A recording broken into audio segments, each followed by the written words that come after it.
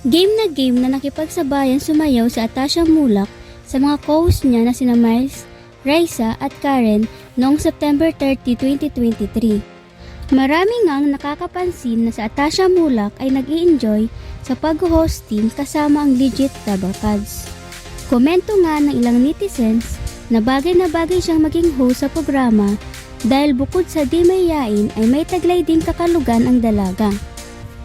Noong September 25, 2023 ay narinig lang natin ang boses ni Tash sa telepono at noong September 26 ay nakita naman natin siya sa screen katulad nila Ellen sa Gimme 5. Noong September 27, 2023 ay muling nagpakita si Atasha sa studio na at nagtuloy-tuloy na nga ito.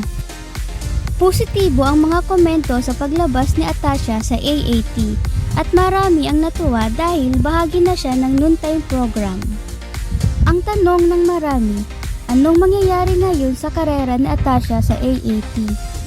Tiyak masasanay ang kanyang dancing skills, singing at hosting. Kung bago ka lang dito sa aking YouTube channel ay mag-subscribe na para lagi kang updated sa mga bago naming showbiz topic. Thank you!